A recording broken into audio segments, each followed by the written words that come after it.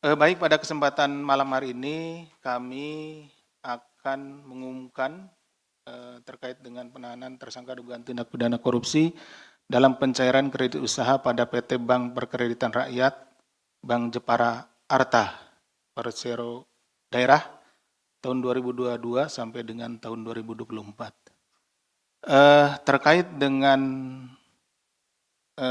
pencairan kredit ini sangat menarik. Kenapa?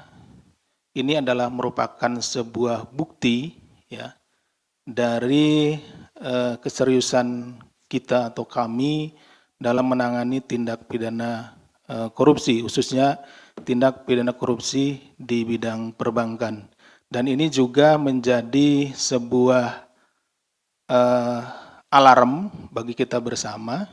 Kenapa? Karena baru-baru ini pemerintah melalui Menteri Keuangan itu sudah mengucurkan ya dana sebesar 200 triliun dari yang selama ini tersimpan di Bank Indonesia kepada bank-bank himbara, yang tentunya itu akan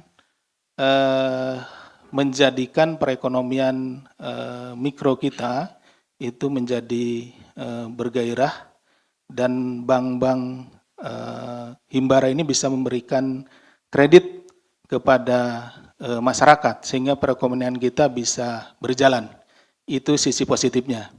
Tetapi sisi negatifnya tentunya ada potensi-potensi tindak pidana korupsi seperti yang terjadi di Bank Perkreditan Rakyat, Bank Jepara Arta.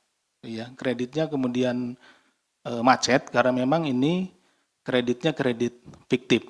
Jadi adanya stimulus ekonomi yang diberikan oleh pemerintah dengan menggelontorkan 200 triliun itu menjadi sebuah tantangan juga bagi kami di Komisi Pemberantasan Korupsi untuk melakukan pengawasan, ya, monitoring nanti dari Direktorat Monitoring, Kedeputian Pencegahan, untuk mengawasi sehingga stimulus ekonomi ini bisa berjalan dengan baik dan memberikan efek positif bagi ekonomi masyarakat. Secara formalitas tanpa review, jadi harusnya kan dilakukan cek ke lapangan terhadap misalkan agunannya, kemudian tempat usahanya dan lain-lainnya. Tapi dari PT Bank Jepara Arta ini tidak melakukan itu, tidak melakukan review terhadap pengajuan kredit dimaksud. Kemudian penilaian resiko kredit oleh manajemen resiko hanya formalitas. Dan yang keempat, kredit diputus dan direalisasikan sebelum pengikatan agunan dilakukan. Gitu. Jadi sebelum agunan itu diikat, gitu ya, kreditnya sudah diberikan, gitu ya, sudah disetujui, seperti itu, sehingga kemudian agunannya tidak bisa nanti pada saat macet itu tidak bisa diambil, seperti itu ya.